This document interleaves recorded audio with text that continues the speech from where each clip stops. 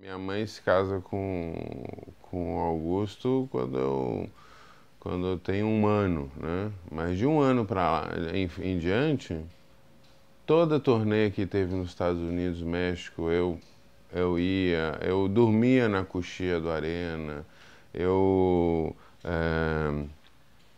quando fechava a cortina, eu ia lá, ficava tocando bateria.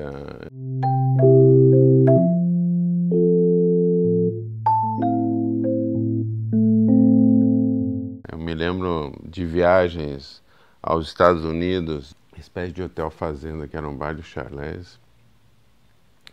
E eu, com meus pais, ficamos num chalé.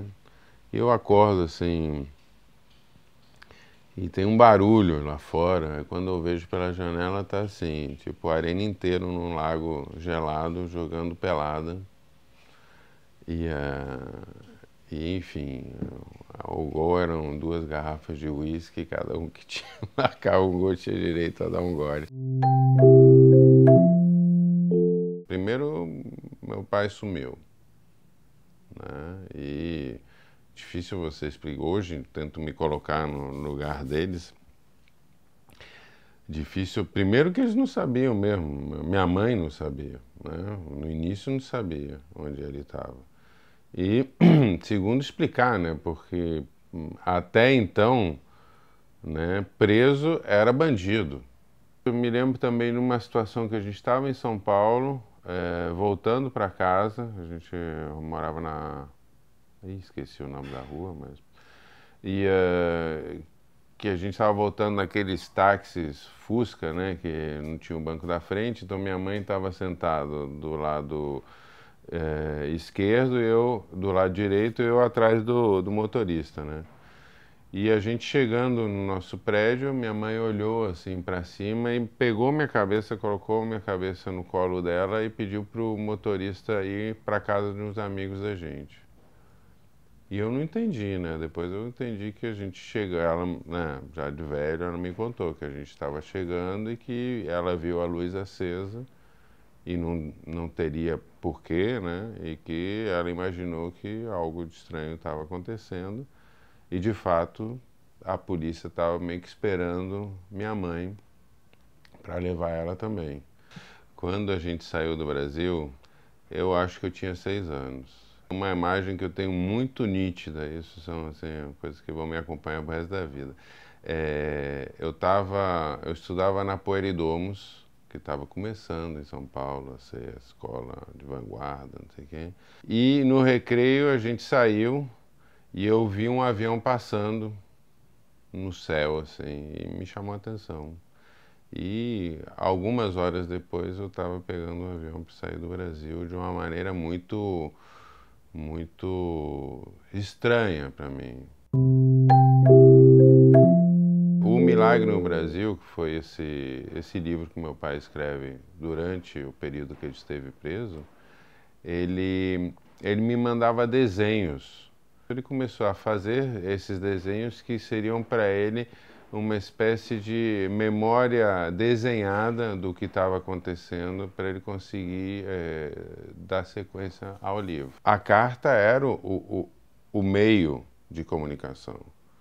E meu pai, sempre que chegava num lugar novo, ele testava os correios. Ele mandava um monte de cartas para ele mesmo, para ver se as cartas chegavam.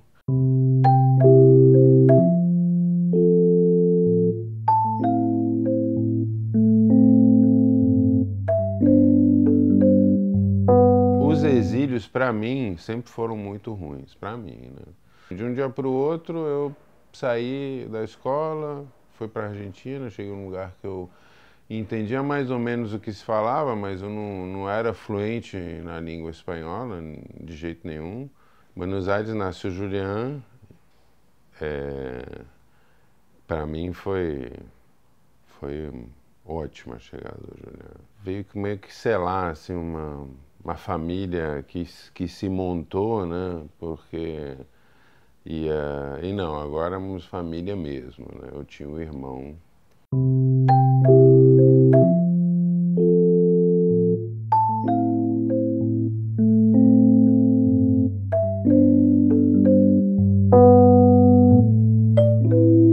A chegada em Portugal foi muito louca, né? Porque, digamos que eu, com 5, 6 anos, tomei consciência que polícia era um bicho perigoso.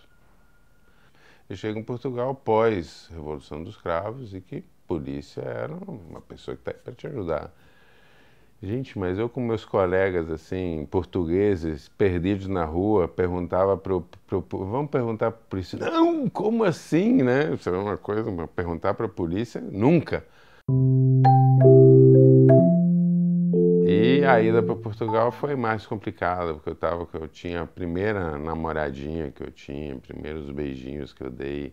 Tem um lado positivo que eu tenho amigos espalhados no mundo todo, mas eu não tenho assim, tipo, amigos de infância. Mas estão ali, né? Meu pai brincava que eu era o único analfabeto poliglota que ele conhece, porque assim, eu erro ortograficamente assim, eu sou péssimo. Mas eu falo assim, espanhol, português, francês são línguas maternas. Eles tinham um acordo, ele e minha mãe, que ele quando chegava em algum lugar, ele ligava via telefonista, mas pedia para falar com uma pessoa que não existia na casa. Não sei se minha mãe contou. Aí assim, tipo, virava e ele chegava e, sei lá, ele tinha ido para Nova York. Aí ele ligava via, seria Embratel, né? Não sei onde a gente estava naquele.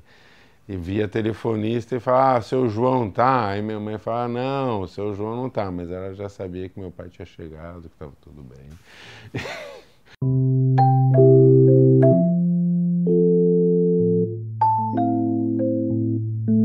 O exílio é engraçado, né? O exílio para mim sempre foi uma coisa meio uma faca de dois gumes, né? Conforme eu falei, como era chato para mim, tipo, gente, por que ele precisa ir lá se meter com política pra gente ter que ir embora, sabe? Quase que dava raiva, né? Assim, pô, eu tava tão bem aqui, né? E era, sempre foi mais forte que ele, né? Sempre foi muito mais forte que ele.